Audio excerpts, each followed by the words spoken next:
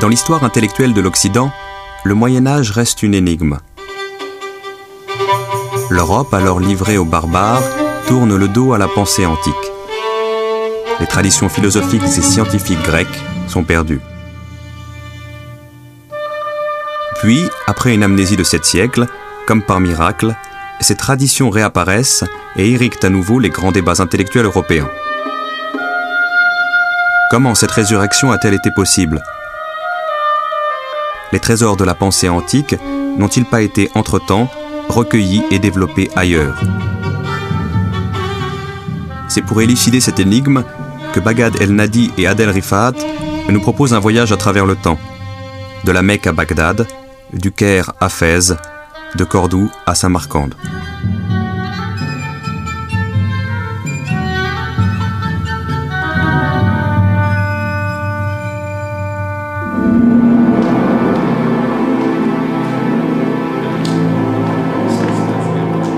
La chute de Rome en l'an 476 après Jésus-Christ, c'est la disparition de l'État, la ruine des grandes villes, le recul dramatique de l'écriture, l'effacement de la mémoire collective européenne.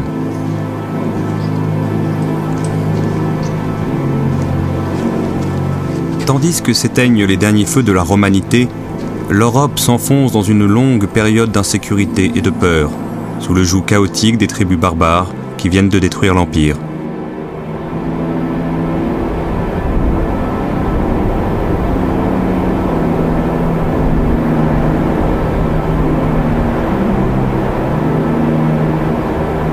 La forêt redevient maîtresse du paysage, où l'espace cultivé retombe à 4%. Tandis que l'Église, dans son combat contre le paganisme et les hérésies, s'efforce d'asseoir son autorité sur la hantise du péché et la peur de l'enfer. Dans les monastères, les manuscrits qui ont échappé au naufrage général de la culture antique sombrent dans l'oubli. Heureusement, cette culture avait largement essaimé hors d'Europe, au sud et à l'est de la Méditerranée, particulièrement en Égypte. Alexandrie a été durant plusieurs siècles l'immense et prestigieuse capitale du monde hellénistique.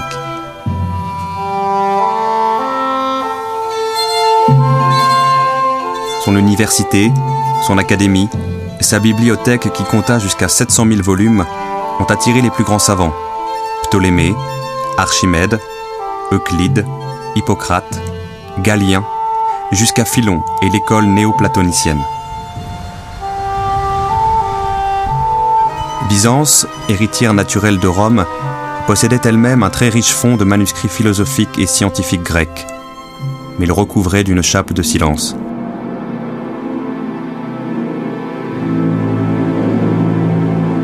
En proie à des crises religieuses récurrentes, elle ne se souciait pas d'entretenir de libres débats philosophiques, mais de consolider les dogmes du christianisme orthodoxe.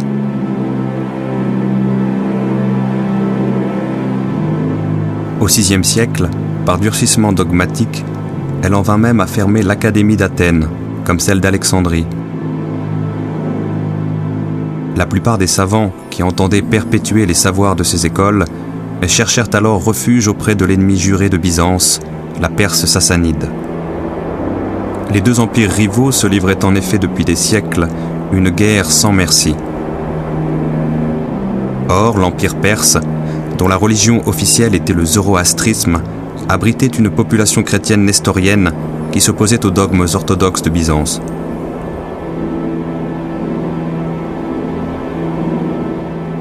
Cette rivalité doctrinale allait favoriser la survie en Perse de la tradition philosophique grecque, mais une survie au ralenti, comme en veilleuse, en attendant un souffle nouveau.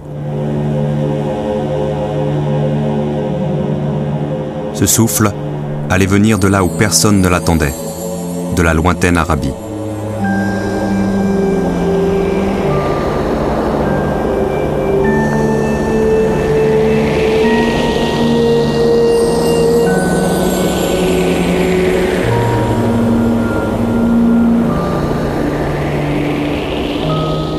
Les Arabes, ça commence où?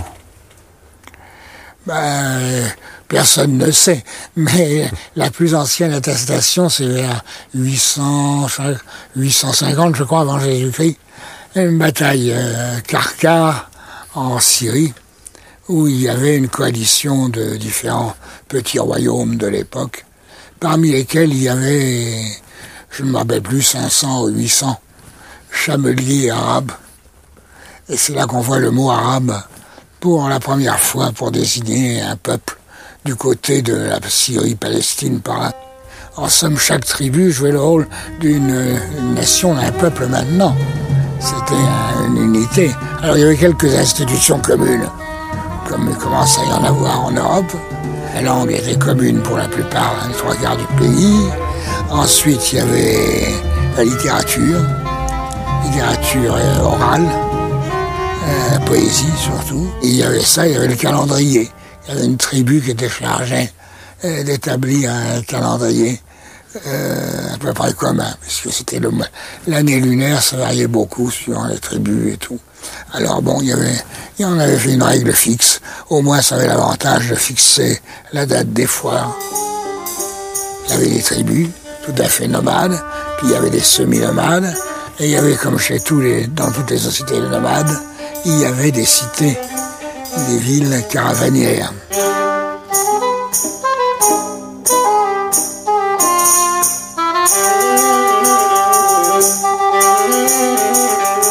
Alors c'était des centres, effectivement, et en général marqués aussi par une implantation religieuse, un temple où on allait en pèlerinage. Alors nous avons le fameux pèlerinage de la Mecque qui dure jusqu'à maintenant, une fois qu'il a été islamisé, le Hajj. Mais nous savons, le Hajj c'est un mot sémitique général, c'est dit Hag en hébreu, qui veut dire fête, tout simplement.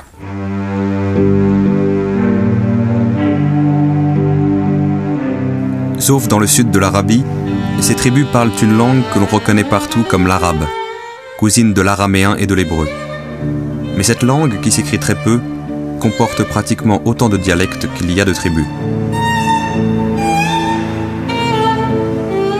Et certaines de ces tribus ont débordé la péninsule vers le nord, pour constituer 2 petits royaumes, l'un vassal de Byzance et l'autre de la Perse. Ces 2 royaumes ont longtemps constitué des carrefours caravaniers prospères, permettant vaille que vaille la poursuite du commerce entre les 2 empires ennemis, et au-delà, entre l'Asie centrale et le nord de l'Europe.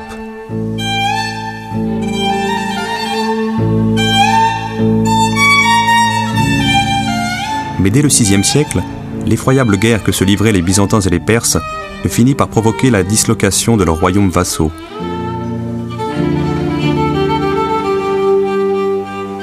C'est alors que le grand commerce intercontinental se chercha une base d'appui épargnée par la guerre, plus au sud, à l'intérieur même de la péninsule arabique.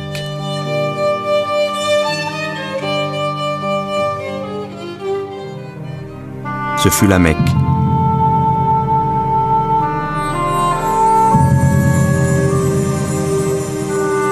La Mecque est depuis des siècles un lieu de pèlerinage, où de nombreuses tribus polythéistes font momentanément taire leurs querelles une fois par an pour vénérer ensemble la pierre noire. C'est un espace de paix, de négociation, où les grandes caravanes trouvent le havre idéal qu'elles cherchent. La Mecque connaîtra alors une brusque et considérable prospérité qui fait vaciller les valeurs de solidarité tribale en même temps que les vieilles traditions polythéistes.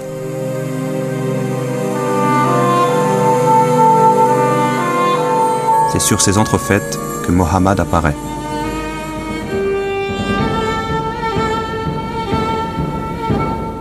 Issu d'une branche pauvre de l'une des grandes familles mécoises, Mohammed a commencé par gérer le commerce florissant de sa femme et à ce titre a voyagé à la tête de différentes caravanes, au cours desquelles il a eu des rencontres enrichissantes et qui l'ont notamment sensibilisé aux messages juifs et chrétiens.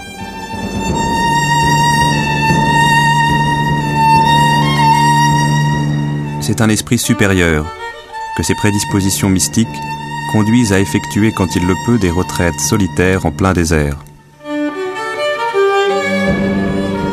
Dans une grotte devenue fameuse, un jour de l'an 610, alors qu'il a atteint la quarantaine, il est visité par l'ange Gabriel, qui lui enjoint de prêcher une nouvelle religion. En l'espace de 10 ans, cette religion fera de fervents adeptes parmi les proches du prophète et surtout dans les rangs des Mécois les plus pauvres et des esclaves, sensibles à la tonalité égalitariste et conviviale du message prophétique.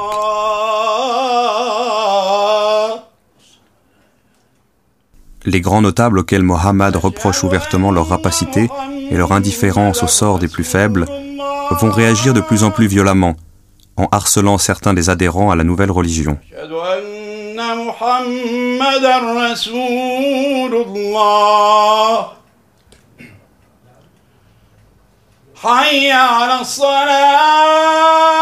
En 620, Mohammed est alors amené à émigrer vers Yathreb, rivale de la Mecque, qui deviendra Médine, la ville du prophète.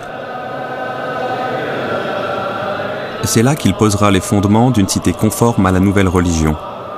L'islam est un monothéisme épuré à l'extrême, sans clergé ni rituel compliqué. À un Dieu unique et tout-puissant, le croyant s'adresse sans intermédiaire et rend individuellement compte de ses actes. L'islam s'adresse ainsi à la conscience personnelle de chacun pour en appeler par-delà les frontières familiales et tribales à l'unité du genre humain. Il va très vite gagner les esprits, galvaniser les enthousiasmes.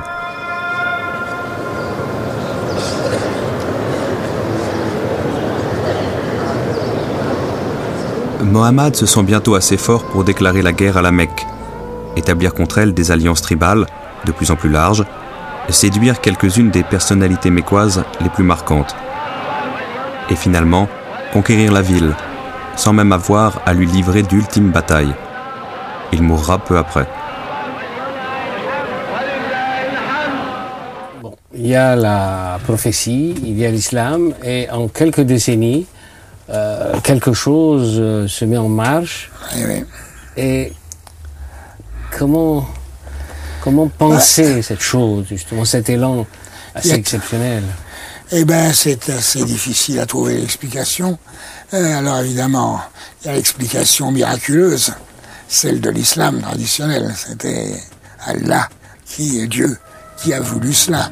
Et il y a d'autres explications d'après les circonstances historiques et la valeur que ça avait pour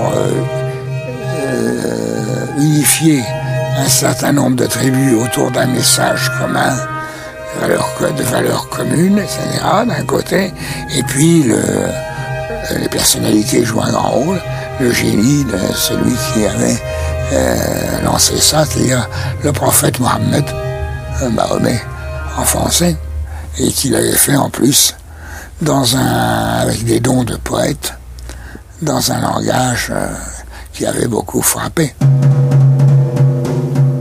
Les principales tribus de la péninsule sont réconciliées entre elles par une foi qui soulève des montagnes, par un modèle d'organisation politique souple et efficace. Elles éprouvent un irrésistible besoin d'expansion territoriale, pour faire rayonner leur nouvelle foi, mais aussi pour déployer à l'extérieur l'énergie et le dynamisme qu'elles n'ont plus le droit d'exprimer les unes contre les autres. Grâce à l'autodiscipline de leurs troupes, au commandement inspiré de nombre de leurs chefs, au déclin déjà avancé des empires auxquels elles s'attaquent, leurs victoires sur tous les fronts sont foudroyantes.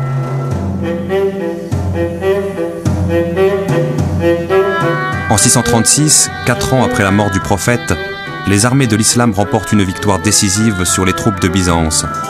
Et dès l'année suivante, en 637, infligent aux Perses sassanides une défaite dont ils ne se relèveront pas.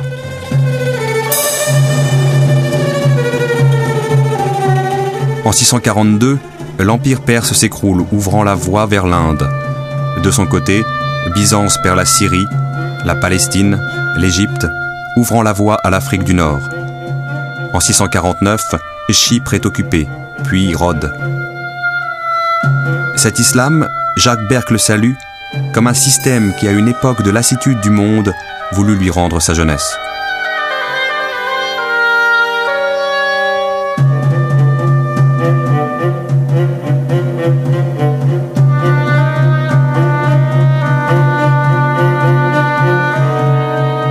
La fougue, l'audace, la faculté de s'adapter à des situations imprévues, la volonté d'aller toujours plus loin.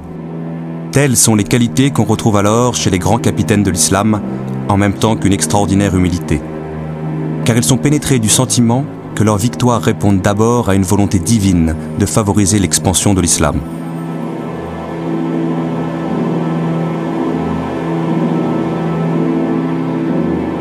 C'est ainsi que s'explique l'extraordinaire humilité avec laquelle ces capitaines se comportent vis-à-vis des califes, successeurs immédiats du prophète. Le destin de Khalid ibn al-Walid est à cet égard exemplaire. Khalid a été surnommé par les siens le glaive de l'islam, parce qu'il n'a jamais perdu de bataille. Génie militaire tout-terrain, il est le principal artisan des défaites infligées aux Perses comme aux Byzantins. Adulé par ses troupes, il se croit tout permis. Il commet certains excès. Le calife Omar, deuxième successeur du prophète, prend alors la décision inouïe de lui retirer son commandement au soir même d'une éclatante victoire. Que fait Khalid? Il obéit. Il se démet de son commandement et rentre seul à Médine, où l'on n'entendra plus parler de lui.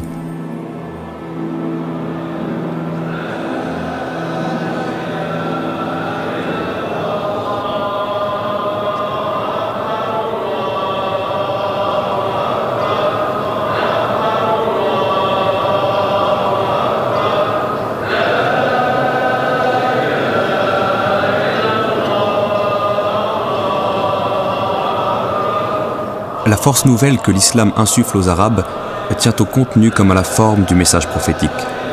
Par le lien original qu'il établit entre la toute-puissance divine et la marge d'initiative humaine, l'islam incite le croyant à l'action et lui offre une destinée possible sur la terre.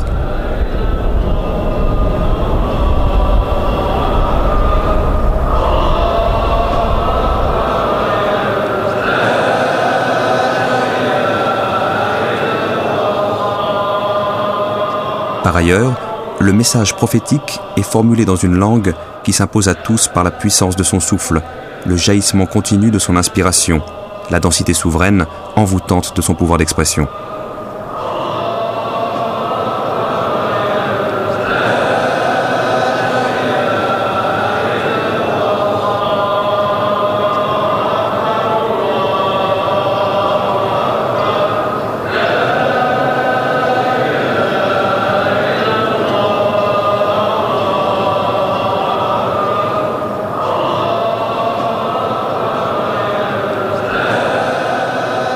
Ce message transmis oralement commence à s'éparpiller après la mort du prophète, entre des compagnons et des témoins dont certains ont appris les textes par cœur. D'autres ont transcrit différents passages sur des morceaux de cuir, des palmes, des os d'omoplate.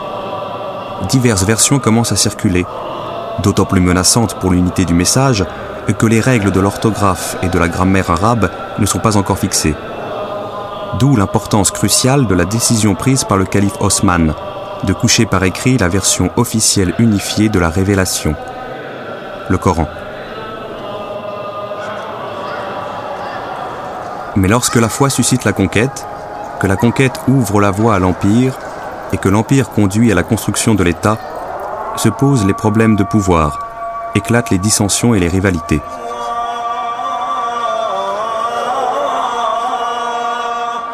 Une période s'ouvre où l'idéalisme religieux s'oppose au réalisme politique, où les divergences doctrinales se mêlent aux intérêts claniques.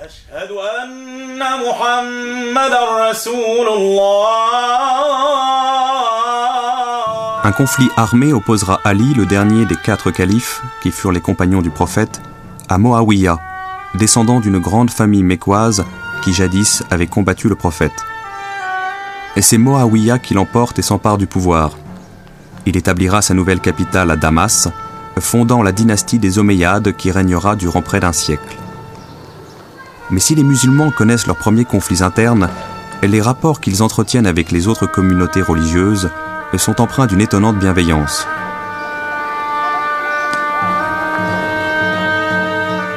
Les musulmans qui viennent d'occuper une ville chrétienne, où ils ne trouvent aucune mosquée, seront souvent enclins à partager les églises existantes avec les chrétiens.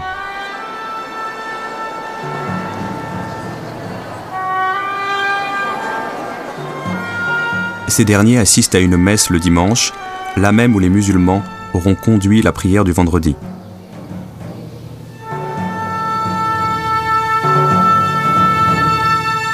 Les musulmans ne chercheront pas à forcer l'islamisation des peuples conquis. Au contraire, ils protégeront les autres cultes en se contentant de les soumettre à un impôt unique, la jizya.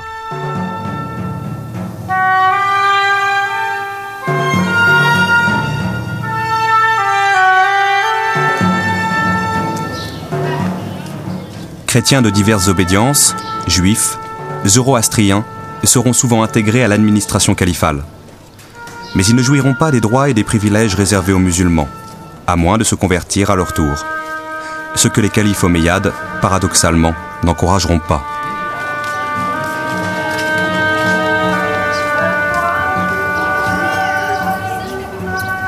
Car une question cruciale pour le destin de l'Empire commence alors à se poser.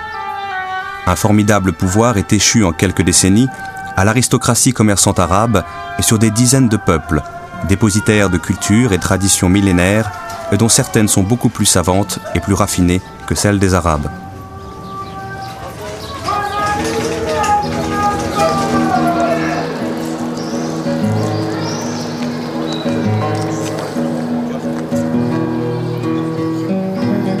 Les Omeyyades vont-ils imposer à tous ces peuples un statut d'infériorité permanente vis-à-vis des Arabes? Ou, au contraire, leur offrir par la voie de l'islamisation et de l'arabisation de participer à part entière à ce pouvoir? Les Omeyyades voudront, coûte que coûte, réserver le monopole du pouvoir à l'aristocratie commerçante arabe. Ils verront se dresser contre eux une dynastie arabe rivale, celle des Abbassides, alliée aux éléments non arabes, revendiquant une égalité de statut que le Coran leur reconnaît expressément. Or, le Coran, désormais recopié à des dizaines de milliers d'exemplaires, est entre toutes les mains.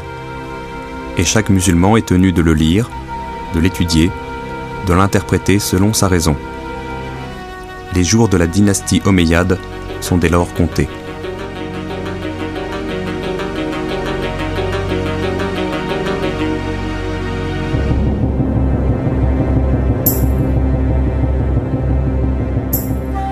Première dynastie de califes, entre 650 et 750 environ, c'était celui des Omeyyades. Alors là, c'était vraiment un empire arabe, une domination arabe, sans trop de complexe. Mais en 750, il y a eu une espèce de révolution par laquelle tous les peuples soumis surtout des Persans et des Araméens, ont déclaré: nous sommes convertis à l'islam maintenant, nous devons avoir le pouvoir comme vous autres, comme les Arabes. Et alors ils ont établi non plus un empire arabe, mais un empire musulman. Alors, le monde islamique pourra faire appel aux talents disponibles au sein de tous les peuples conquis, souvent dépositaires de cultures millénaires, dont certaines sont plus raffinées que celles des Arabes. Alors, ce monde islamique connaîtra une effervescence intellectuelle qui de proche en proche gagnera tous les domaines de la connaissance. Alors, les savoirs antiques, qui avaient jusque-là survécu dans la pénombre de conditions précaires, apparaîtront en pleine lumière pour donner un élan nouveau à la pensée universelle.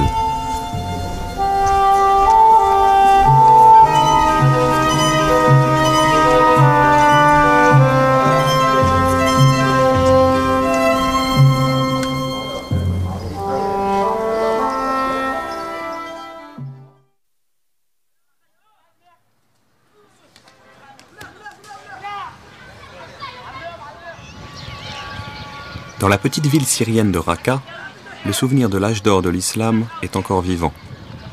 On le retrouve dans les ruines d'une cité construite au 8e siècle comme une réplique en miniature de la prestigieuse Bagdad. Ce souvenir est aussi entretenu aujourd'hui dans les manuels scolaires, comme le rappellent ces enfants rencontrés par hasard.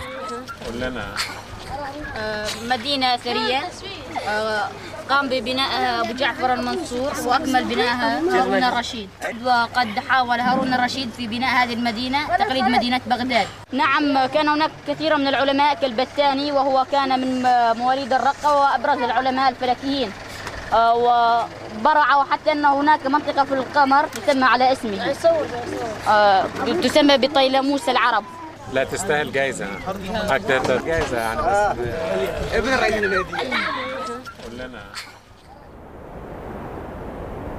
Bagdad évoque au milieu du 8e siècle la victoire des Abbassides sur les Omeyyades. Or, cette victoire marque bien plus que le remplacement d'une dynastie par une autre.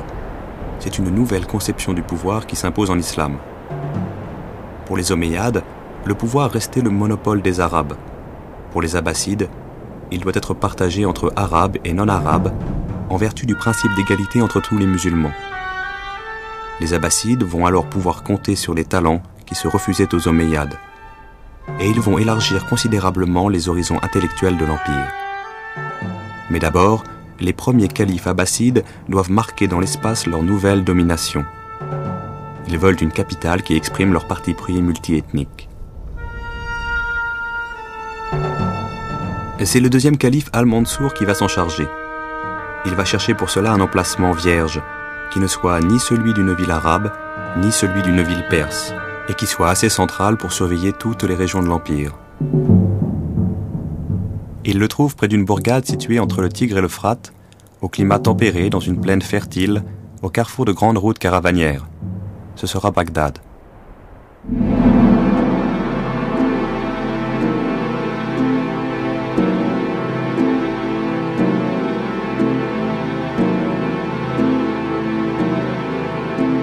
La ville ronde a été construite sous la direction de 4 architectes. 100 000 artisans y ont participé, venus de tous les coins de l'Empire, pour exprimer à la fois leur allégeance politique et l'entrelacement harmonieux de leurs traditions et de leurs techniques. Ce gigantesque chantier a été achevé en 3 ans. Bagdad comptera jusqu'à 1 million d'habitants, d'origines et de religions diverses. À la même époque, Rome, la ville la plus peuplée d'Occident, ne comptera que 30 000 habitants, et Paris, guère plus de 5 000. Mais nous ne pouvons plus rien voir aujourd'hui de la capitale abbasside. Construite en briques, plusieurs fois abîmée ou détruite puis reconstruite, elle disparaîtra définitivement lors des invasions mongoles au XIIIe siècle.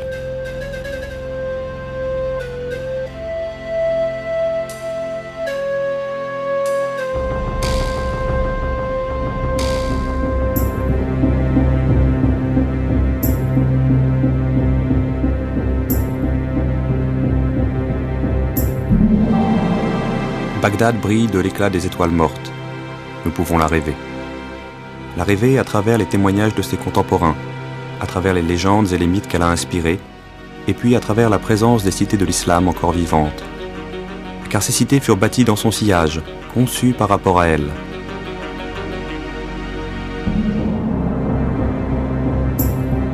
Bien après s'être évanouie, la splendeur de Bagdad continue de hanter les palais du Caire, les jardins de Grenade, les mosquées de Fès ou d'Ispahan, les médersas de Samarcande.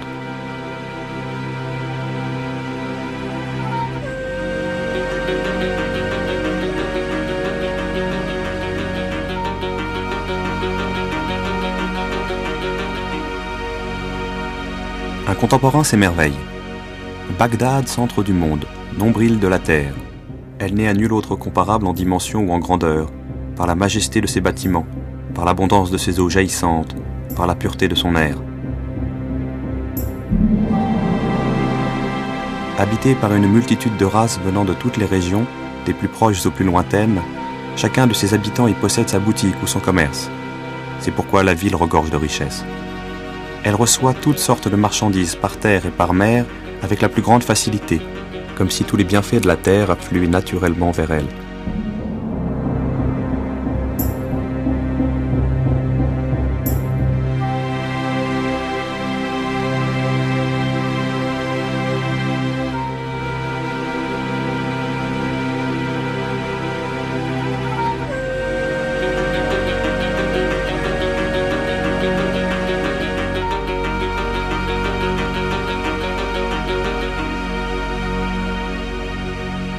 Bagdad est ainsi devenue la capitale mythique des 1001 nuits.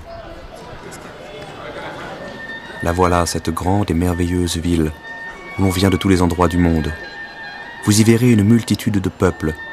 Vous n'y aurez pas le froid insupportable de l'hiver, ni les chaleurs excessives de l'été.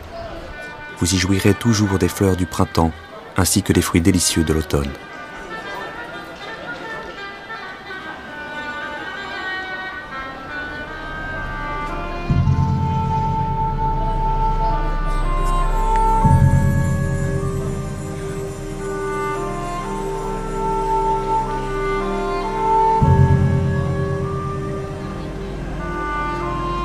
Mais Bagdad n'est pas là que pour étonner ou séduire. Elle est là pour gouverner le monde. Ses califes vont installer des bureaucraties, mettre en place des institutions, susciter des vocations. Ils vont s'appuyer sur deux cordes claires. D'une part, les lettrés religieux dépositaires de la parole révélée, et d'autre part, une élite séculière de savants, de philosophes et de fonctionnaires, appelés à éclairer la réflexion des princes, à préparer leurs choix, à répercuter leurs décisions. Cette élite va trouver un formidable protecteur en la personne du calife Al-Ma'amoun.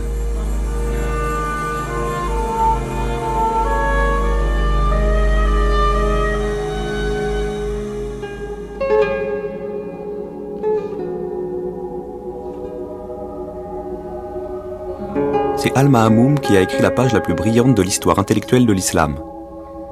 Devenu calife, il a offert sa protection et son soutien à tous les esprits libres de son époque, notamment les défendant contre les théologiens traditionalistes.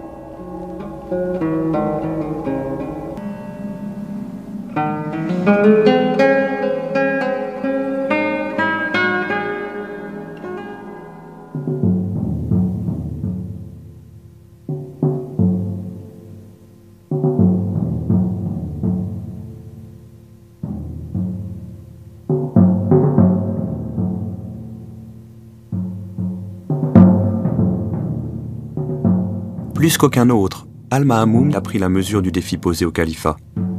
Pour gouverner un empire aussi vaste, en assumant la diversité de ses populations et de ses cultures, il lui fallait à la fois mobiliser tous les talents de son époque et faire appel à tous les savoirs acquis au cours des époques précédentes. Al-Ma'amoun, c'était quelqu'un qui était un souverain très éclairé et qui a voulu faire de Bagdad une capitale brillante. Bon. Et il a donné les moyens à ceux qui étaient capables de la rendre brillante. Il a donné les moyens de le faire. Pourquoi ? C'est parce que d'une part, c'était un empire qui était riche, c'était un empire qui était très vaste, avec échange d'informations surtout. Et vous aviez des gens de passage à Bagdad qui venaient de la Chine. Et vous aviez donc des gens qui vous racontaient ce qui se passait en Chine, quelle était la géographie locale, que c'était... Bagdad, à l'époque, c'était au croisement de tas de choses au niveau culturel. Vous aviez tout le monde, l'ancien monde hellénistique. Vous savez, les manuscrits grecs, ils étaient sur place, parce que l'Empire recouvrait une partie de l'ancien empire byzantin. C'est-à-dire qu'on n'avait pas à aller chercher les manuscrits. Ils étaient dans les monastères, ils étaient dans les anciens centres culturels, les manuscrits étaient là. C'était pas un déplacement. Le passage d'une culture à l'autre n'était pas un passage d'un lieu à l'autre, c'était sur le même lieu que ça se faisait. Alors quand on avait besoin de manuscrits très particuliers, on allait éventuellement les chercher à Byzance, où on demandait à propos d'un traité de paix que des manuscrits soient mis dans la balance pour le traité de paix. Mais la plupart des textes étaient déjà sur place. Et il se trouve qu'à Bagdad, tout le monde s'est mis à travailler ensemble, et on parle beaucoup du multiculturalisme de Cordoue, mais Bagdad au IXe, c'est beaucoup plus fort. C'est-à-dire qu'on voit très bien que Bagdad au IXe, vous aviez à la fois des musulmans, des chrétiens, des juifs, des zoroastriens, des sabéens, et tout le monde travaillait ensemble. L'important, c'est qu'on puisse arriver à faire quelque chose. Et là, on voit que Al-Ma'amoun a réussi, et je crois que c'est la plus belle réussite pour ce qu'est splendeur d'une capitale. Parce qu'après, les Fatimides ont essayé au Caire, il y a eu de très beaux résultats, mais ça ne vaut pas Bagdad au IXe siècle. C'est-à-dire, vous avez eu, après l'Andalousie, vous avez eu de beaux résultats aussi, mais c'est sûr que ça ne vaut pas Bagdad. Bagdad au IXe, c'est passionnant pour ça. Parce qu'effectivement, on a tout un mélange là qui est extraordinaire. Al-Ma'amoun décide d'offrir aux savants de son temps le privilège de disposer de tous les savoirs antiques, traduits en une seule langue, l'arabe. Il ordonne de rassembler les manuscrits existants sur les territoires de l'Empire et se procure les autres ailleurs, à Byzance, en Inde, en Chine. il mobilise les talents nécessaires pour transposer ce fond du grec, du syriaque, du persan ou du sanskrit en une langue arabe adaptée aux subtilités conceptuelles de la philosophie, aux abstractions de la mathématique, à la mesure astronomique. Cet immense effort a pour centre Bet al-Hikma, la maison de la sagesse. La maison de la sagesse, qu'est-ce que c'est? Ça n'est pas un centre culturel, mais presque.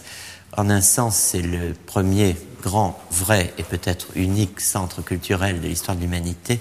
Une maison où un pouvoir politique réunit, rassemble, permet de travailler à un certain nombre de traducteurs qui vont devoir s'acquitter d'une tâche colossale, qui est de faire passer en arabe, comme on dit, un nombre très considérable même, on pourrait dire, de textes grecs, mais aussi de textes venus des autres ères, où des savoirs techniques, philosophiques, scientifiques existaient. Cette maison de la sagesse marque la première étape, disons, d'un très long voyage, le voyage que la philosophie et les sciences, d'une manière plus générale, va effectuer d'Orient en Occident. Né d'une mère perse, Al-Mamoun a d'abord été gouverneur du Khorasan dans l'Iran actuel. Là, il s'est imprégné de culture perse, d'influences indiennes, et surtout, il a découvert la science des Grecs auprès des savants chrétiens. Une nuit, raconte Al-Mahamoum, j'ai vu en rêve un homme assis dans la posture des sages. Je lui ai demandé « Qui es-tu » Il m'a répondu « Aristote le sage ». Alors je lui ai posé la question « Dis-moi comment définir une parole juste ?» Celle qui est conforme à la raison. Mais encore, celle qu'apprécie l'interlocuteur. Mais encore, celle dont on n'a pas à craindre les conséquences. Mais encore, il n'y a pas d'encore. Le reste ne sert qu'à divertir les ânes. C'est pour apprendre à distinguer une parole juste d'un divertissement pour les ânes que le calife Al-Mahamoum donnera une impulsion décisive à la maison de la sagesse. Celle-ci a été fondée par son père, Haroun al-Rachid, mais alors comme une bibliothèque à l'usage exclusif du prince. Sous Al-Mahamoum, cette bibliothèque s'ouvre à l'élite savante. Elle devient le support d'une grande ambition intellectuelle à l'échelle de l'Empire. On traduit. Et par là se reconstitue la philosophie grecque complète, presque complète, à une époque où, par exemple, dans l'Occident chrétien, le savoir antique a entièrement fait naufrage, où les livres sont devenus rares et où la culture supérieure a pratiquement déserté l'espace social, politique et religieux. Donc on a là quelque chose de tout à fait exemplaire et fascinant d'un certain point de vue. Au fond, on peut dire que grâce à cette maison de la sagesse qui réalise en quelques années ce programme de traduction, le monde arabe s'approprie littéralement la culture des Grecs, la poursuit, la développe et entre véritablement dans l'histoire de la philosophie qui n'est pas une histoire européenne ou une histoire grecque, c'est une histoire plurielle et cette pluralité commence à Bagdad. Tous les mardis, le calife convie les savants présents à Bagdad pour une journée de réflexion. Cette journée commence par les ablutions d'usage, se poursuit par un repas, puis se prolonge par des débats ouverts sur les questions d'actualité, de philosophie et de science. Al-Mahamoum partage avec ce cénacle ses interrogations, ses intuitions et même ses doutes.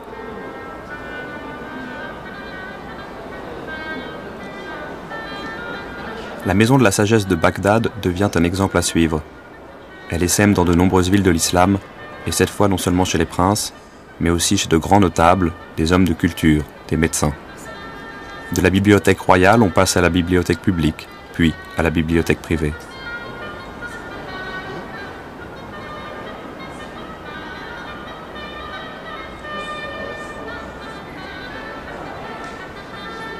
Et c'est à ce moment-là que la langue arabe, appelée à épouser la complexité des savoirs philosophiques et scientifiques, accomplit sa deuxième métamorphose. Le message prophétique a donné à cette langue sa puissance incantatoire. Les grammairiens du IXe siècle vont apporter à son répertoire profane une richesse et une rigueur exceptionnelles.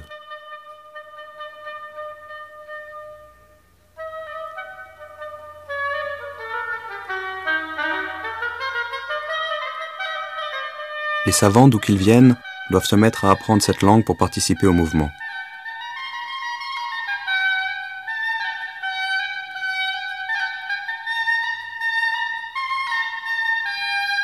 Al-Biruni raconte « J'ai été élevé dans une langue, celle du Khorezm, où la science se trouverait aussi à l'étroit qu'un chameau dans une gouttière. Je me suis donc mis à apprendre l'arabe et le persan. Mais notre religion et l'empire sont arabes. C'est pourquoi les sciences de toutes les régions du monde ont été traduites dans la langue des Arabes. Aussi se sont-elles embellies, ont-elles pénétré les cœurs, et la beauté de la langue a coulé dans les veines et les artères de tous. »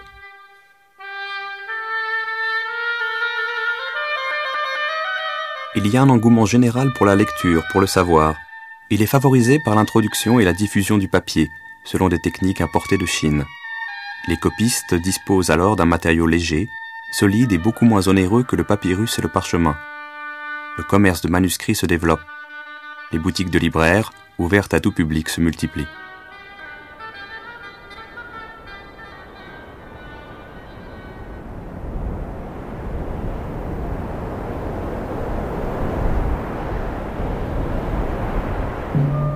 Le livre devient le vecteur d'un mouvement intellectuel qui touche à tous les domaines du savoir.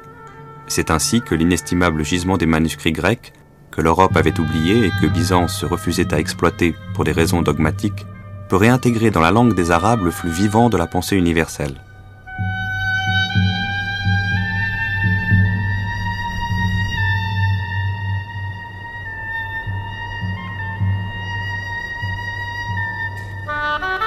On assiste à l'émergence d'une figure prestigieuse, celle du savant total, de l'érudit tout-terrain, à la fois grand voyageur, philosophe, musicien, mathématicien, astronome. Précurseur des encyclopédistes du XVIIIe siècle, ces savants abordent librement tous les sujets intéressant les fondements de la cité, en même temps qu'ils pratiquent la médecine, la chimie ou la botanique.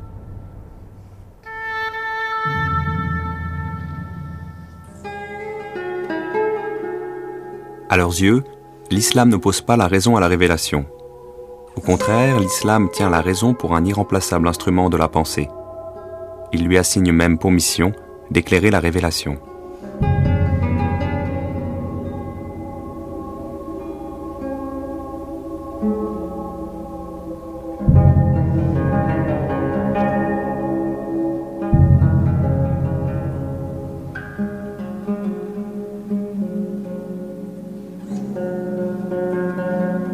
L'islam ne se présente pas comme une religion irrationnelle.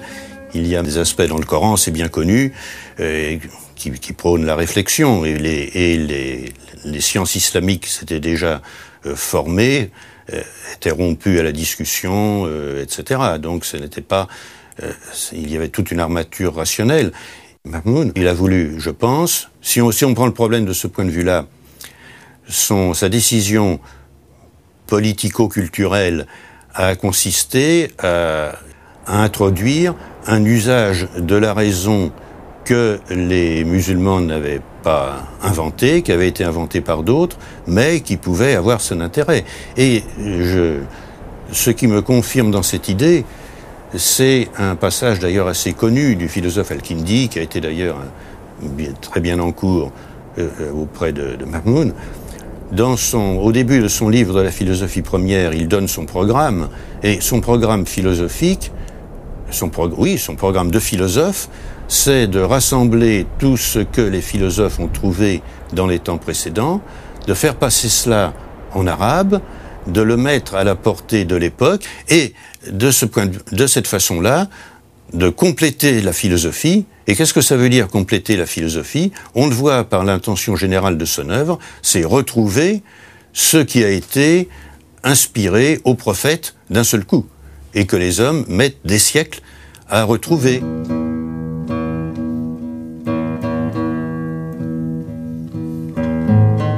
Je crois qu'il y a un ajustement entre les mentalités. Il y a aussi une soif de connaître que je crois la révélation, le message coranique encourage, justifie et impose d'une certaine manière aux esprits qui en sont capables. La révélation coranique appelle tout homme, où qu'il soit, et à proportion de son talent naturel, de son fond mental, à connaître la vérité. Alors ça ne veut pas dire que tout le monde doit être philosophe, naturellement, mais ça veut dire que ceux qui ont la capacité de le devenir doivent affronter leur destin, leur destinée, leur destination. Et c'est ce qu'a compris le pouvoir abbasside. C'est ce que met en œuvre cette maison de la sagesse. C'est une maison pour les sages, bien entendu, faite par des sages, pour des sages, mais c'est une maison qui, au fond, va devenir un foyer pour l'humanité entière, parce que, qu'on soit à un bout ou à l'autre de cet immense empire, on peut en recevoir finalement quelques lumières, si on y est appelé. Donc je crois que là, il y a une rencontre heureuse, rare, précaire, entre le message religieux et finalement la situation de l'époque, dans tous ses aspects. Il y a des savants pour faire de la science, il y a les moyens économiques d'organiser la circulation des échanges, et puis il y a la volonté politique de le faire. Ces trois conditions sont rarement réunies, hélas, à toutes les époques de l'histoire.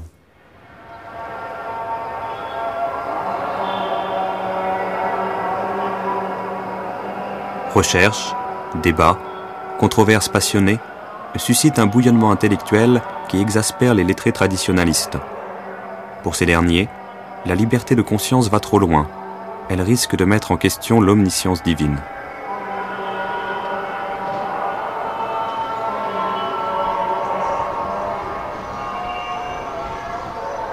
Un de ces lettrés, Ibn Qutayba, ridiculise en ces termes les intellectuels laïcs. Le fin du fin, pour eux, est de lire des choses sur la marche des astres, de s'intéresser à la logique, alors qu'ils ne comprennent rien à la loi de Dieu.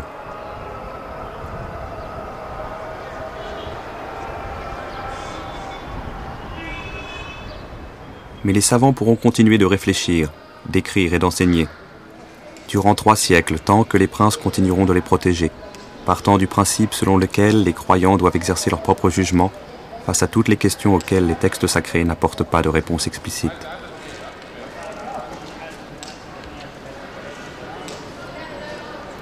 Le vrai titre de gloire de Bagdad au cours de cet âge d'or, il est là.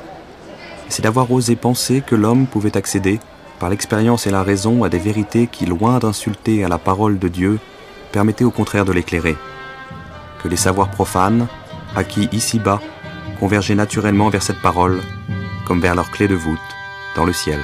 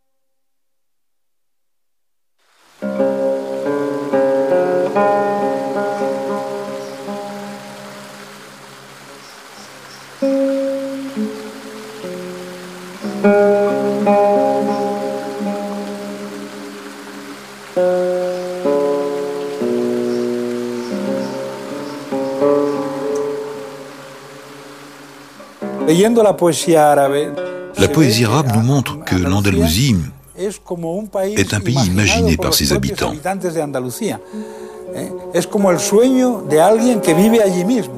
Il semblerait que ces habitants l'aient construite à l'image de leurs rêves. Alors ils ont développé l'agriculture,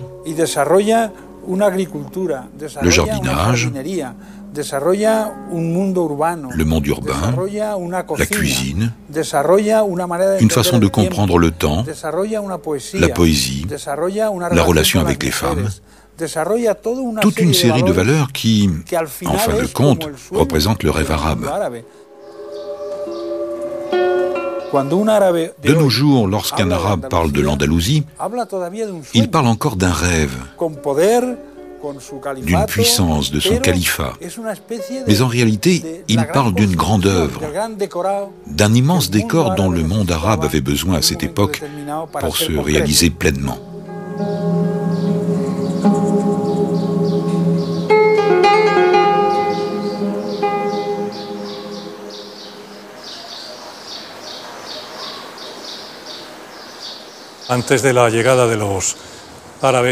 Avant l'arrivée des Arabes et des Berbères, la civilisation andalouse n'existe pas. Une civilisation romaine, apparue tardivement, est présente à caractère hispanisant. À leur arrivée, les musulmans vont trouver l'Hispanie, qui est sous domination wisigoth, mais conservant les traditions culturelles et sociales du monde romain.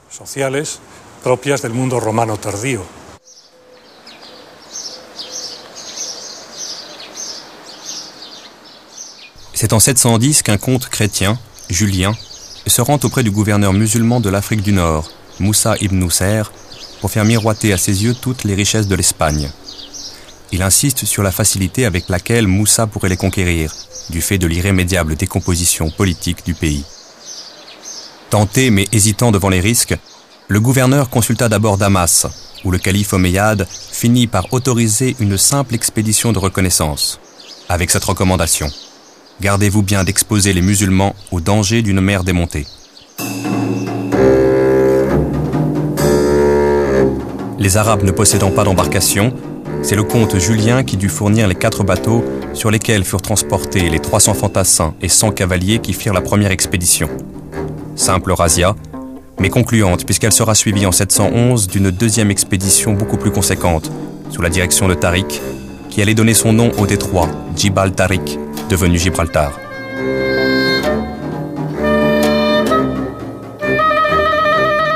Étrange spectacle que celui de cette armée de 7000 hommes, essentiellement berbères, commandée par un chef musulman avec pour conseiller un officier catholique, où les guerriers wisigoths se mêlaient aux combattants du Rif. Les succès de cette armée furent si rapides que le gouverneur Moussa décida en 712 de passer à son tour le détroit, à la tête d'une armée cette fois surtout composée d'Arabes. Il devait ensuite faire sa jonction avec les soldats de Tariq, à la hauteur de Tolède. Bientôt maître de la plus grande partie de l'Espagne, Moussa se montra d'une grande magnanimité envers ce pays dont la conquête avait été si facile. Il le récompensa en instaurant un régime des plus tolérants. On raconte même qu'il reprocha amèrement à Tariq d'avoir inutilement versé le sang de quelques chrétiens lors de la seule vraie bataille qu'il avait eu à livrer jusqu'à Tolède.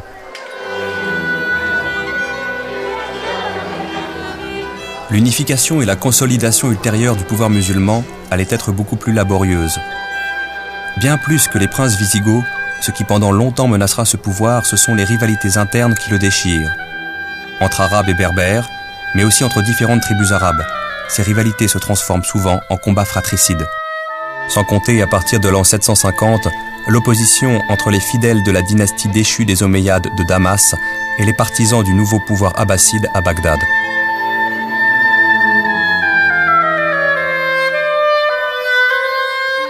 L'Andalousie sera justement le terrain de la revanche des Omeyyades sur les Abbassides. Un jeune prince omeyyade, seul rescapé du massacre de sa famille, va réussir à gagner l'Espagne et à fédérer sur son nom les principales forces musulmanes. Un émirat omeyyade est créé, avec Cordoue pour capitale, qui parviendra peu à peu à stabiliser ses bases politiques et à établir en Espagne une suprématie musulmane incontestée. Au début du Xe siècle, Abdelrahman III fera de Cordoue la capitale d'un califat rival de Bagdad.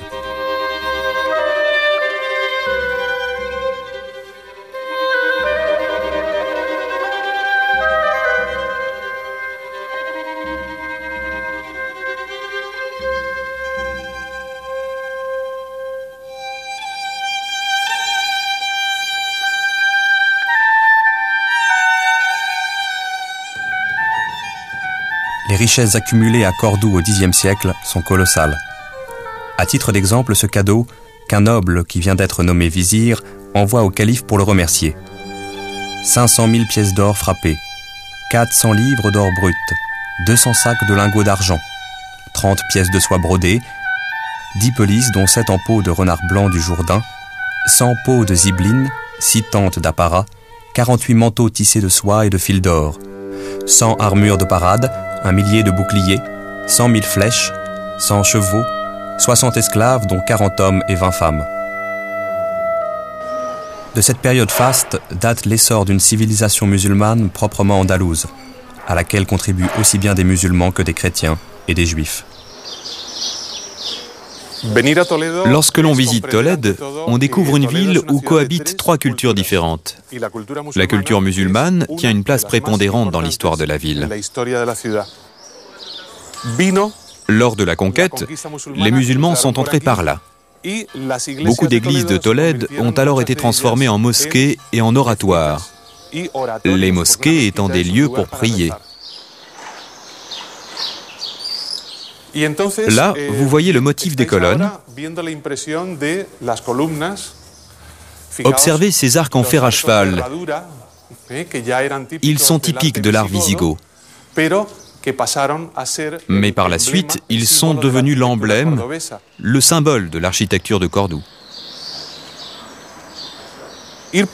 Lorsque l'on se promène dans Tolède, on découvre une symbiose culturelle présente tout au long des siècles. De nos jours, ce qui fait le charme de Tolède, c'est qu'il n'existe pas de séparation culturelle comme à Jérusalem. Chaque pierre, chaque style, qui est l'essence même de Tolède, intègre les 3 cultures, la culture juive, la culture arabe et la culture chrétienne. Les maîtres de l'Andalousie vont conduire une politique fondée sur le respect des 2 autres religions du livre. Pas de prosélytisme, pas de conversion forcée. Chrétiens et juifs ne sont pas inquiétés dans la pratique de leurs religions respectives.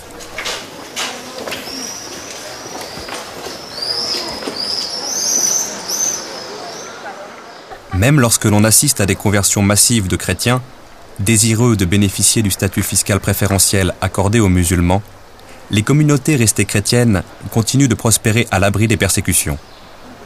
Elles gardent leurs églises, leurs couvents, des chefs chrétiens responsables, des percepteurs spéciaux. Elles ont même des magistrats appliquant sous le contrôle de l'administration musulmane le code gothique du Liber Judicum.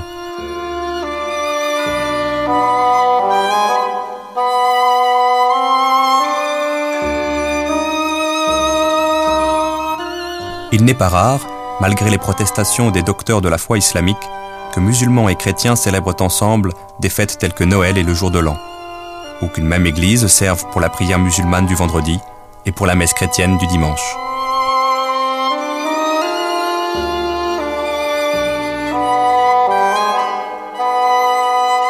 Juifs et chrétiens vont occuper des postes parfois importants dans l'administration musulmane, certains d'entre eux devenant des familiers ou des conseillers des califes et des princes. Lorsqu'à certains moments des fanatiques catholiques provoquent délibérément le pouvoir, en proférant des insultes publiques contre l'islam, ils sont condamnés à mort, mais généralement désavoués par leurs propres coreligionnaires. Quant aux juifs, ils maintiennent une loyauté totale à l'égard de l'administration califale.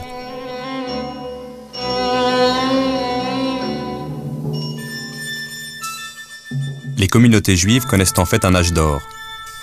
Parce qu'elles étaient soumises à des persécutions continuelles sous les pouvoirs wisigoths, elles se sont réjouies de l'arrivée des armées musulmanes et n'auront qu'à s'en féliciter par la suite. Les Juifs vont jouir d'une liberté religieuse qu'ils n'ont jamais connue auparavant.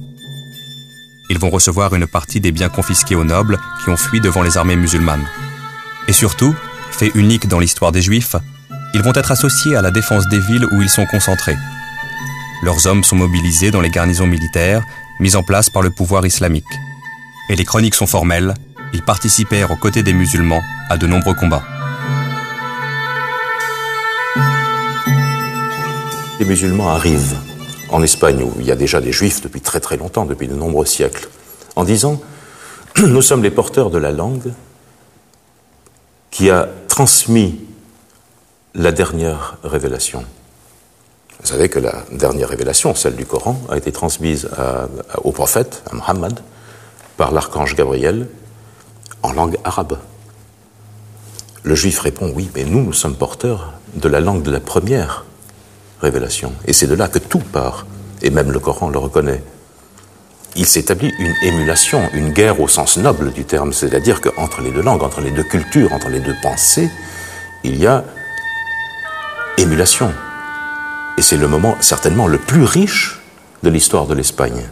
Il est dit dans le Coran que les gens du livre seront sauvés. Ce qui est assez unique, parce que les autres grandes religions monothéistes ne reconnaissent pas comme gens du livre des gens qui ne sont pas de la religion propre. Donc c'est déjà un élément de tolérance. Et il est vrai que sous le califat, sous l'émirat et sous le califat en Espagne, ce qu'on appelait les dhimmi, c'est-à-dire ceux qui payaient l'impôt des non-musulmans, étaient protégés par le prince.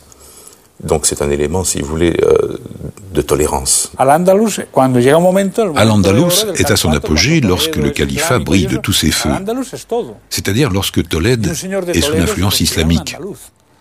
Alors celui qui est de Tolède se dit être andalou parce que Al-Andalus ne se restreint pas seulement au sud de l'Espagne, et en faire partie autorisait la pratique de n'importe laquelle des trois religions. La seule exigence des dirigeants du califat était la reconnaissance de leur souveraineté politique. Une fois cette reconnaissance acceptée, vous aviez le choix de votre religion, votre église, votre mosquée, votre synagogue, et vous pouviez vivre en paix. Je pense que c'est la grande leçon que nous donne Al-Andalus à notre pays, l'Espagne, mais aussi à tous ceux qui sont prêts à se tuer lorsque leurs opinions divergent. Et c'est pourquoi, lorsque l'on parle de l'épanouissement intellectuel de l'Andalousie, il faut y voir la pleine participation des trois religions du livre.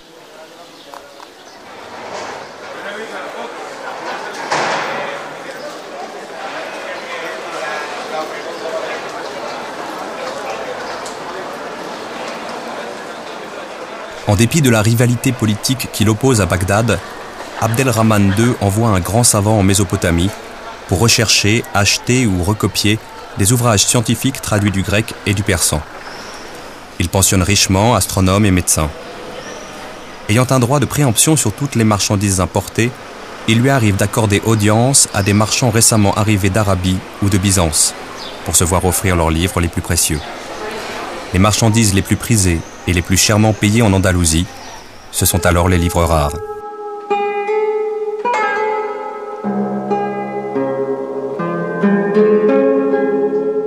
Tout au long du Xe siècle, Cordoue sera l'égal de Bagdad, en dimension, en population et surtout en magnificence.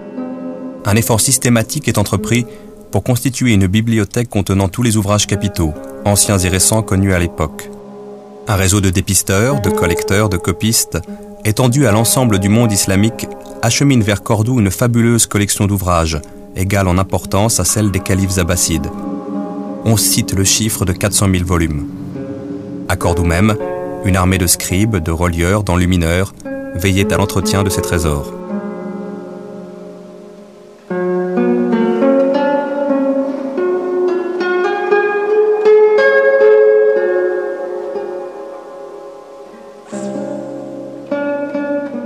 À l'exemple du calife, toute l'aristocratie constitue de magnifiques bibliothèques privées. Et à l'exemple de Cordoue, Tolède, Valence, Grenade, Séville constituent leur cénacle de poètes, de lettrés, de philosophes et de savants qui tous travaillent dans d'excellentes conditions de confort et de sécurité grâce à la protection des princes.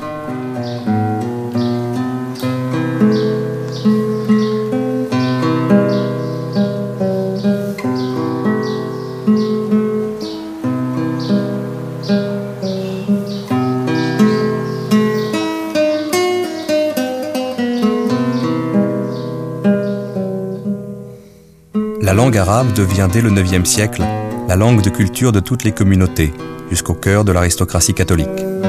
Ce qui provoque la colère du Cordouan Alvaro. Tous les jeunes chrétiens qui se font remarquer par leur talent ne connaissent que la langue et la littérature arabe. Ils lisent et étudient avec la plus grande ardeur les livres arabes. Ils s'en forment à grands frais d'immenses bibliothèques et proclament que cette littérature est admirable. Quelle douleur! Les chrétiens ont oublié jusqu'à leur langue religieuse. Sur 1000 d'entre eux, vous en trouverez à peine un seul qui sache écrire convenablement une lettre en latin.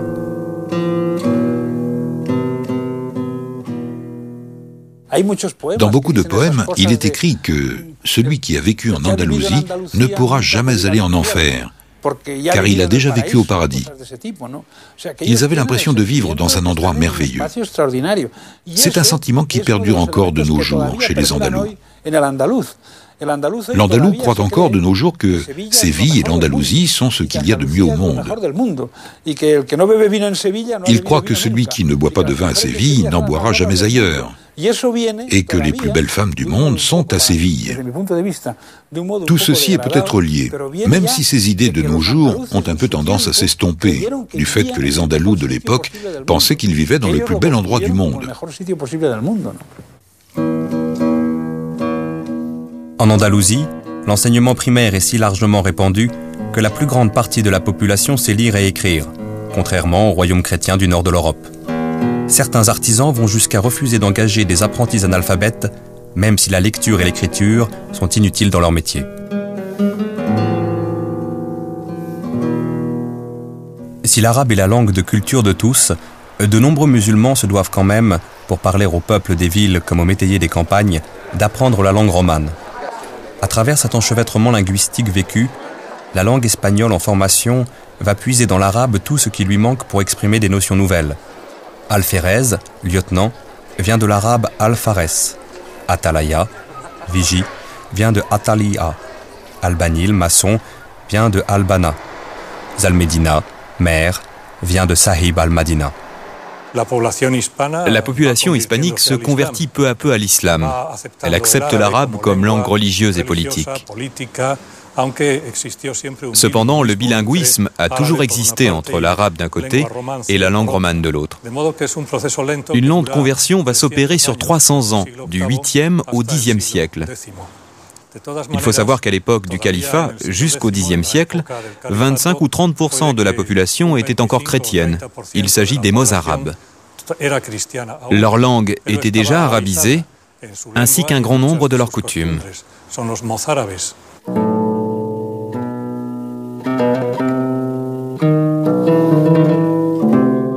Cependant, la domination culturelle n'empêche pas un jeu d'influence réciproque en profondeur entre les différentes communautés.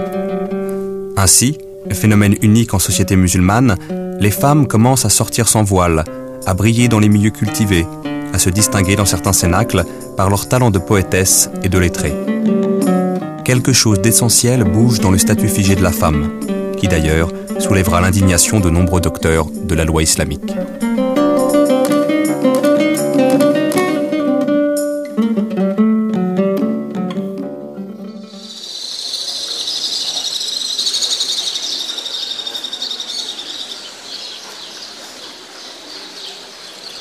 Plus généralement, les religieux conservateurs supportent mal l'esprit de tolérance qui règne sous le califat omeyyade, ainsi que l'essor trop libre des savoirs laïques. Ils vont s'efforcer d'y mettre fin, ou du moins d'y mettre un frein, chaque fois que l'occasion leur semblera bonne. À partir de la fin du Xe siècle, à la faveur de l'effondrement du califat et de la prolifération des petits royaumes indépendants, les princes musulmans subissent la pression croissante des conservateurs. Ceux-ci prônent un durcissement dogmatique et demandent plus de foi et moins de raison, plus de piété et moins de liberté. Certains princes les entendent, d'autres persistent dans la volonté de défendre la pensée, de protéger les penseurs, de maintenir un certain mode de vie.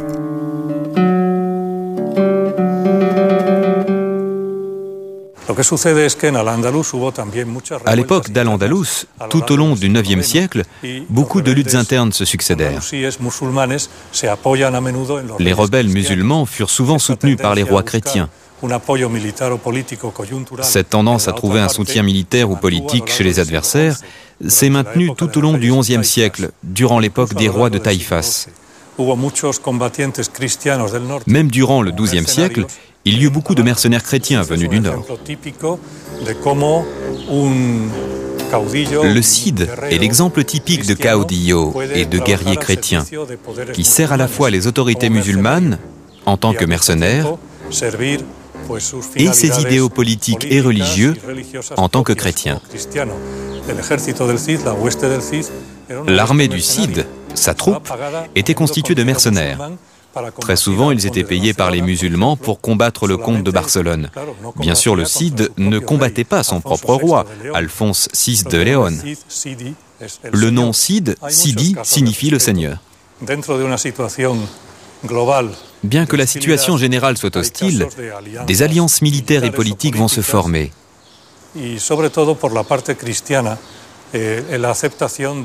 Ce sont principalement les chrétiens qui vont accepter les coutumes et les habitudes de la vie quotidienne des musulmans.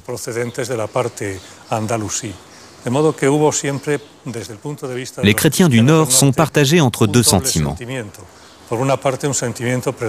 D'un côté, prédomine un sentiment d'hostilité, le souhait d'en finir avec l'hégémonie islamique dans la péninsule. De l'autre, ce sentiment est compatible avec le respect de la culture et d'autres aspects de la vie musulmane.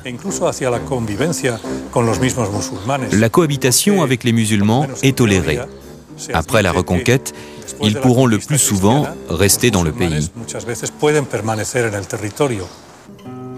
En Espagne même, dans les territoires reconquis par les catholiques, il ne sera pas rare de voir, en vertu d'une mystérieuse osmose, de nombreux princes adopter le cérémonial de cour des califes, réunir autour d'eux des lettrés, aller même parfois jusqu'à battre monnaie à double légende, castillane et arabe.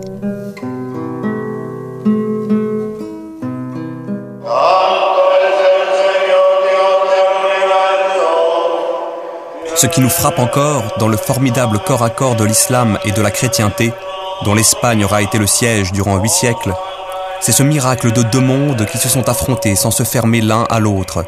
C'est le mystérieux démenti de la culture au fanatisme, qui fera que jusqu'au XVe siècle, dans les villes reprises par les princes catholiques, on continuera de convoquer les talents et les savoirs arabes, détenus par des juifs, aussi bien que par des musulmans.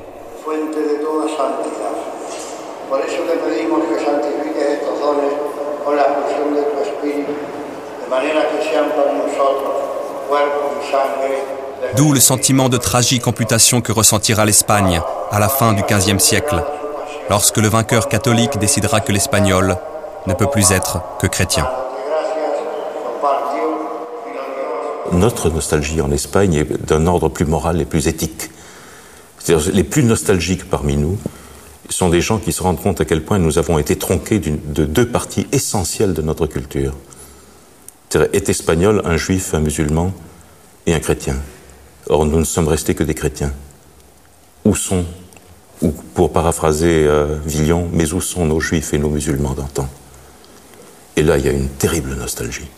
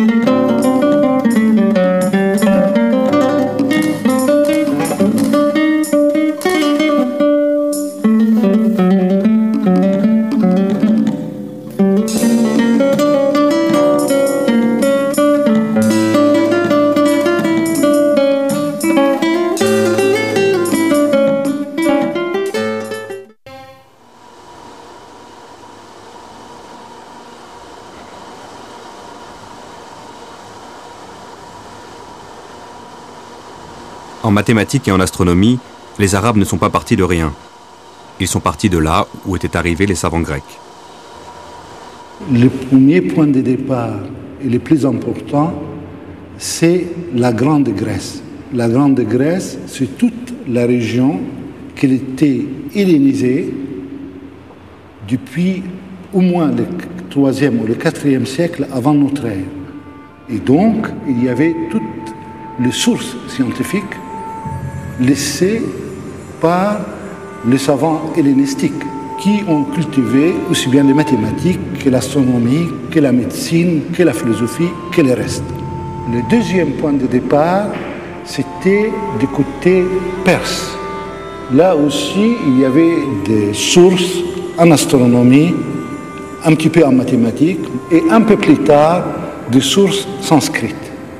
Donc, on avait la Grèce, l'ancien Perse, le sanskrit et les syriaques, de sorte que ce qui est important, ce n'est pas simplement la multiplicité des sources, ce qui est important, que c'est pour la première fois dans l'histoire, ces sources vont être traduites en arabe et vont être groupées dans une même langue. Et toutes ces sources vont être maintenant lues et étudiées en arabe, ce qui crée la première, pour ainsi dire, bibliothèque internationale au sens du monde de l'époque. Le deuxième élément important, c'est qu'il y a des chapitres qui n'ont aucun rapport avec les mathématiques grecques ou avec la science grecque. La notation des nombres n'est pas d'origine grecque. Les 10 chiffres de 0 à 9, appelés en Europe chiffres arabes, nous permettent d'écrire n'importe quel nombre avec une simplicité et une rigueur accessibles à tous. C'est aux Arabes que l'Europe doit d'avoir pris connaissance il y a près de 1000 ans de ce formidable outil qui a trouvé sa forme achevée en Inde dans les premiers siècles de l'ère chrétienne. Bien sûr, on savait exprimer et écrire les nombres bien avant cette époque. Un signe pour les unités, entailles, tirets ou lettres de l'alphabet, un signe pour les dizaines, un signe pour les centaines et parfois les milliers. Mais tous ces systèmes avaient une ambiguïté fondamentale. La position des chiffres n'avait qu'une importance relative, et de plus, dans certains cas, comme la numérotation romaine, rien n'interdisait d'écrire en principe un nombre, par exemple 14, sous différentes formes. Pour les très grands nombres, les calculs devenaient alors inextricables. La numération décimale indo-arabe possède sur tous ces systèmes un avantage décisif. La position du chiffre dans le nombre donne une information essentielle. Dans le nombre 1958, la seule position du chiffre nous fait savoir que le 1 désigne les milliers, le 9 les centaines, le 5 les dizaines et le 8 les unités. Un rang est-il absent? L'écriture nous en signale le silence avec le 0. À lui seul, ce mot 0 est une page d'histoire. Les Indiens l'appelaient en sanskrit vide, sunya. Les Arabes ont choisi le mot arabe signifiant vide, sifr, pour le désigner. De là, le mot a voyagé dans les langues d'Europe. Sifre, sifra, chiffre. Mais aussi sifre, zéphirum, zévéro, zéro. Le calcul indien, comme l'appelaient eux-mêmes les Arabes, a fait son apparition en Europe au XIIe siècle, à travers un texte latin issu d'un livre composé en arabe 3 siècles plus tôt à Bagdad. Son auteur, Muhammad ibn Musa al-Khawarizmi, a vu son nom propre donner naissance à un nom commun, l'algorithme. Procédure de calcul qui va avoir une efficacité foudroyante par rapport aux anciennes méthodes à base de boulier et d'abac. Le mot algorithme n'est autre que la forme francisée du mot latin algorithmus, lequel, à son tour, est la forme latinisée de al-Khawarizmi. Cet immense savant travaillait avec bien d'autres auprès du calife Al-Ma'amoum, au IXe siècle à Bagdad. Il a constitué l'algèbre en sciences. Et le mot algèbre nous vient aussi du titre arabe de son ouvrage consacré aux équations, Kitab al-Jabr wal Muqabala. À quel souci répondait cet ouvrage? Certes, Al-Khawarizmi entendait aider ses contemporains dans leurs échanges commerciaux, leurs mesures d'arpentage ou leurs problèmes d'héritage. En cela, il n'était pas le premier. Le progrès accompli réside dans le caractère général et systématique des règles que dégage Al-Khawarizmi. Par exemple, on disposait de procédures assez simples permettant de répondre à la question suivante. J'ajoute à la surface d'un champ carré 10 fois le côté de ce champ et je trouve 39 unités de monnaie. Quelle est la superficie de ce champ et la longueur de son côté? Grâce à Al-Khawarizmi, nous écrivons aujourd'hui le problème sous la forme de l'équation générale x au carré plus 10x égale 39. X est la chose inconnue, x au carré en est la deuxième puissance, c'est-à-dire la nouvelle surface du champ. C'est une équation qui resservira pour tous les problèmes du même type. Al-Khawarizmi la résout en raisonnant géométriquement sur des surfaces. Et nous pouvons justifier pleinement les règles de calcul qui nous conduisent à la solution, dans notre cas, x égale 3. Cette nouvelle démarche, c'est l'algèbre en train de naître. Elle est inventée par Al-Khawarizmi. Mais ce qui est nouveau pour Khawarizmi, c'est deux choses. L'un, c'est de concevoir une théorie générale des équations. Il ne s'agit pas de résoudre cette équation ou de cette équation. Non, il s'agit d'avoir toutes les classes d'une équation, enfin, tout un type d'équation et résoudre les types. Quel était le résultat? Le résultat, que pour la première fois dans l'histoire, nous avons une discipline qui traite des objets généraux, des objets qui peuvent être aussi bien géométriques qu'arithmétiques. Or, ceci a offert aux mathématiques, à l'ensemble des mathématiques, des possibilités qui n'ont jamais existé auparavant. Aussitôt élaborée, l'algèbre sera réinvestie dans d'autres domaines mathématiques, comme l'arithmétique ou la géométrie, contribuant à résoudre les problèmes jusque-là difficiles et inaugurant à partir de là de nouveaux territoires théoriques. Dans la chaîne des maîtres, dont beaucoup restent encore pour nous simplement des noms, car on n'a pas retrouvé leurs œuvres, il nous faut citer l'un des plus grands, Ibn al-Haytham. Celui qu'on surnommera le second Ptolémée est né à Bassora et fut actif dans la première moitié du XIe siècle. Mathématicien, physicien, astronome, il jouit d'une réputation universelle.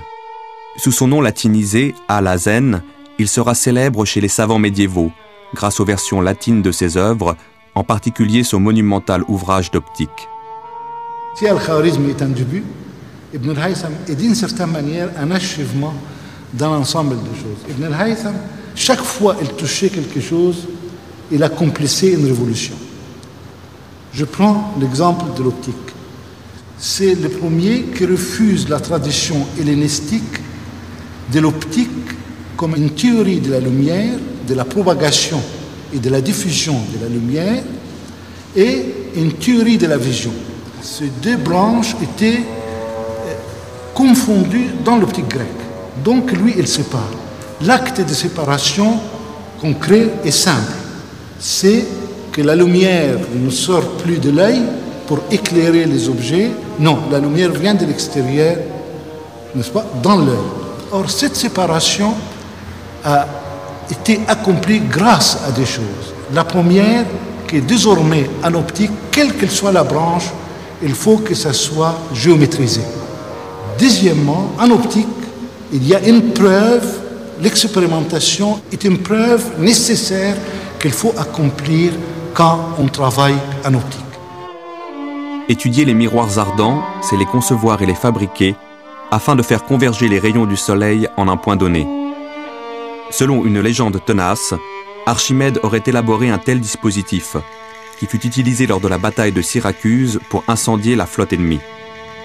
Reprenant et perfectionnant certains auteurs grecs qui prétendaient pouvoir reproduire l'exploit d'Archimède, les savants arabes affrontent des problèmes à la fois théoriques et expérimentaux, comme la propagation de la lumière, la forme et la dimension des miroirs, la réflexion des rayons et les moyens de les faire converger.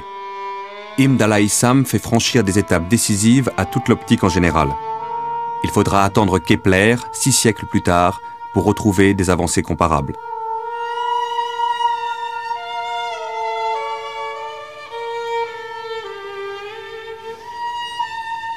C'est pour cette raison-là que Ibn al-Haytham était à la fois immense, aussi bien en Orient qu'en Occident, parce qu'on a traduit son livre principal, qui est l'optique, sous le titre Opticae Thesaurus al-Hazani, et ce livre d'optique d'Al-Hazan a été la source sur laquelle tout le monde a travaillé au XIIIe siècle et ainsi au XVIe siècle, Kepler par exemple, ou Descartes lui-même au début du XVIIe siècle, etc.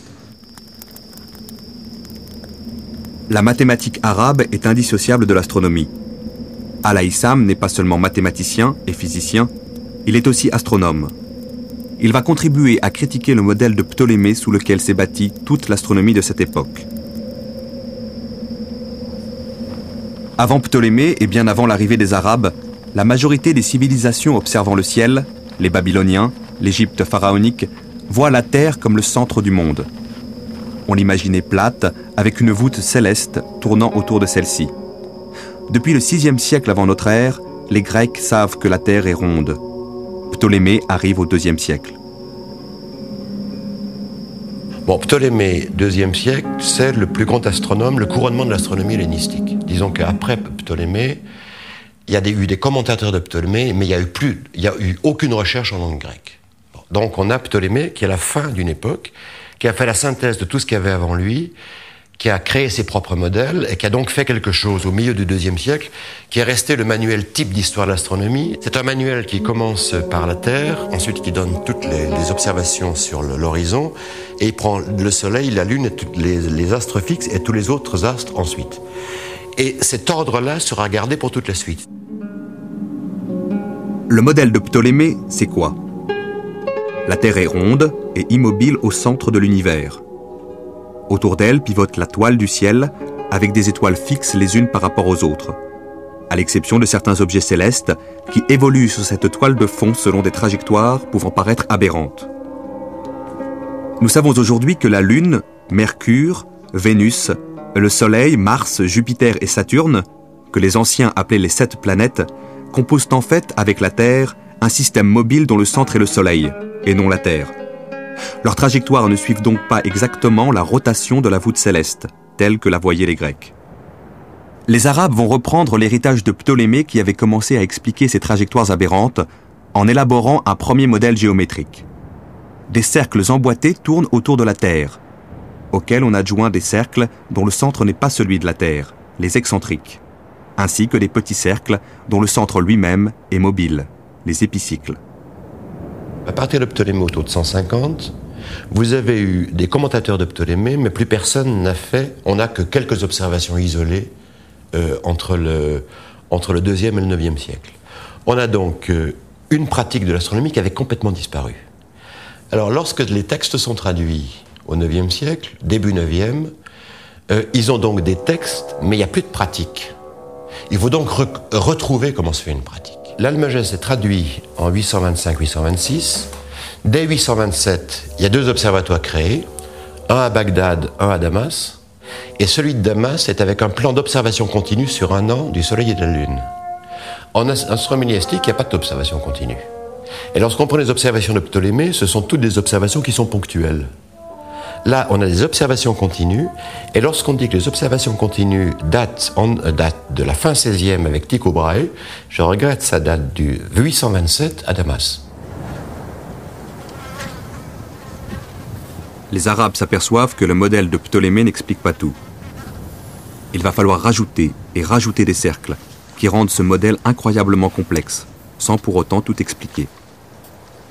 D'autant plus que les Arabes, pratiquant l'observation astronomique sur des échelles et des durées encore jamais égalées, détectent de plus en plus d'incohérences dans le modèle de Ptolémée. Mais le modèle géométrique mis au point par les Arabes permet de prédire par exemple où sera la planète Mars le 5 mars à telle heure.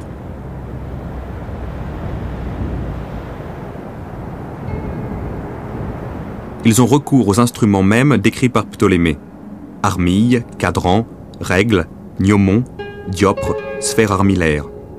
Ils ont l'avantage sur Ptolémée de pouvoir mobiliser sur injonction califale des dizaines voire des centaines de chercheurs pendant des semaines, des mois entiers, pour comparer leurs observations sur un très vaste territoire. C'est ainsi que plusieurs siècles avant Tycho Brahe, astronome européen de la Renaissance, les Arabes mettent au point des sextants géants, capables de mesurer la hauteur du Soleil sur l'horizon ou bien sa distance au zénith. Nous pouvons voir un exemple encore debout des sextants arabes dans l'observatoire de Samarcande, construit plus tard selon le même modèle. Il est constitué d'un quart de cercle d'un diamètre de 40 mètres. Ce quart de cercle est situé dans une construction fermée, percée d'un trou où passent les rayons du soleil. Il est composé d'une double rampe de cuivre, graduée de plusieurs dizaines de mètres de long. L'espace entre chaque graduation, soit 35 cm, correspond à 1 degré. Pour lire l'angle du Soleil par rapport à l'horizon, il suffisait de trouver le centre de la tache lumineuse sur le cuivre, formée par le rayon du Soleil passant par le trou, au sommet de cet observatoire.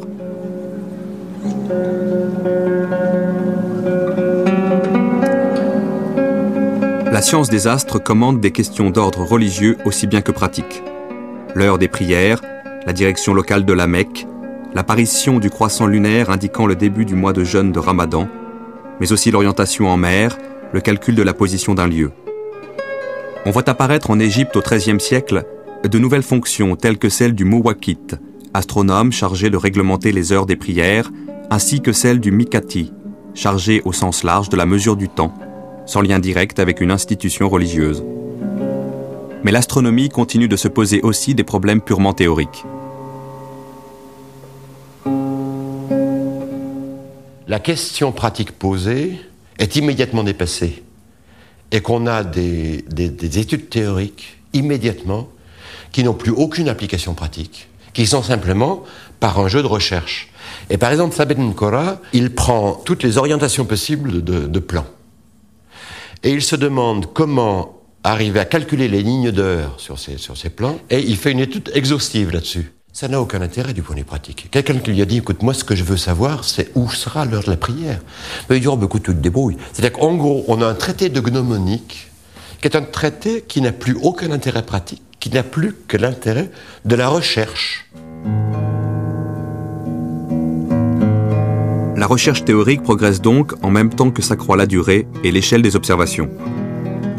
Le problème de la visibilité du croissant lunaire, le soir du 29e ou du 30e jour, va provoquer un sérieux ébranlement dans la perfection du modèle de Ptolémée. C'est le problème le plus compliqué de l'astronomie ancienne, car un nombre incroyable de paramètres rentre en jeu. En suivant à la lettre le modèle de Ptolémée, on devrait observer une variation du diamètre de la Lune. Or, bien sûr, les Arabes savaient à l'époque que c'était faux grâce à leurs observations. En étudiant cette question, les Arabes s'aperçoivent donc que le modèle de Ptolémée ne marche pas.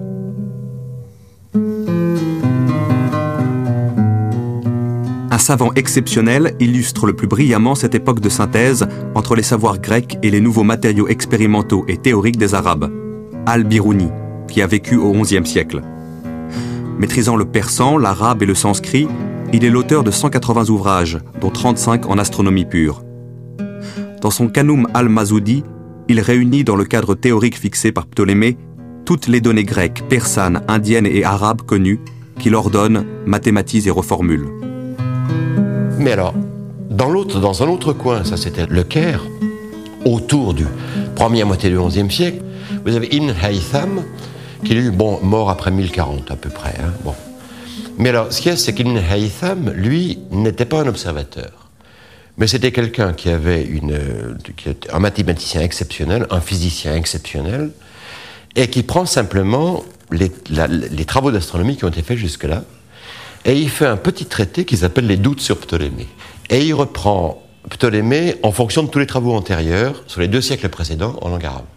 Et il voit que Ptolémée ne tient plus. Et effectivement, il donne toutes les incohérences de cette géométrie de l'univers de chez Ptolémée, parce qu'il montre que tout ce système de cercles était incohérent, parce qu'étant donné les mouvements qui doivent exister dans le ciel, on ne peut pas arriver à inclure dans des corps concrets les mouvements imaginés par Ptolémée. Le système de Ptolémée se fissure, mais reste toujours irremplaçable. Il faut des trésors d'ingéniosité mathématique pour continuer de le faire marcher.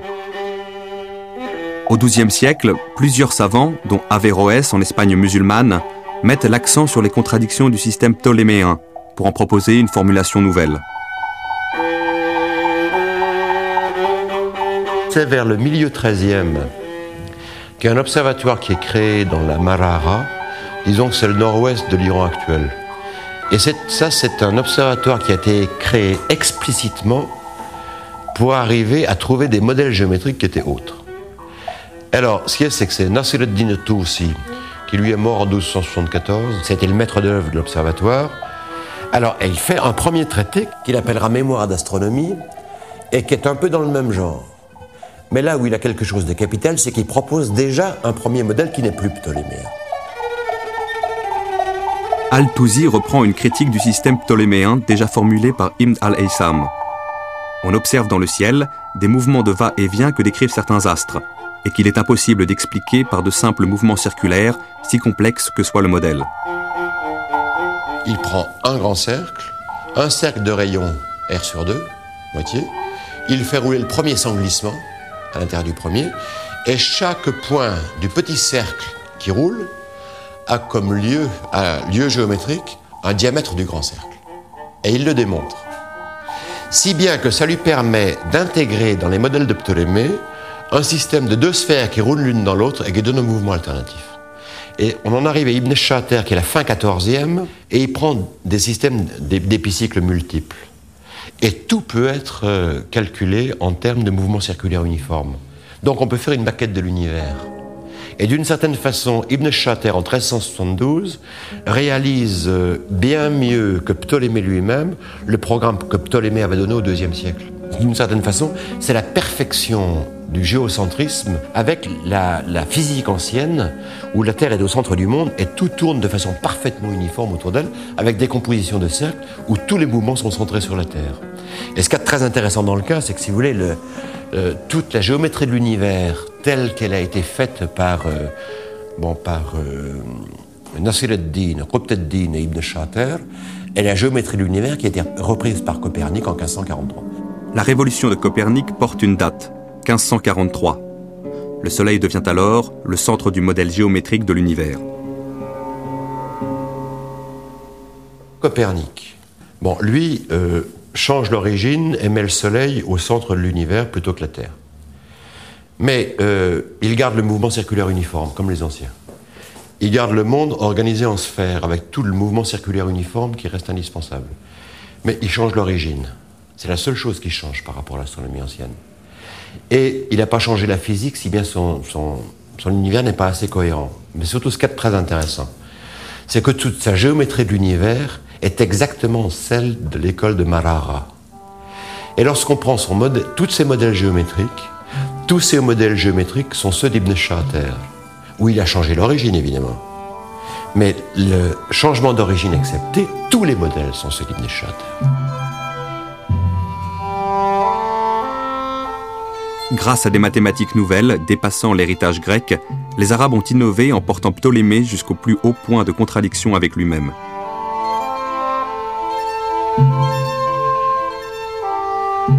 C'est par là qu'ils ont préparé la révolution copernicienne et frayé la voie à la renaissance scientifique de l'Europe.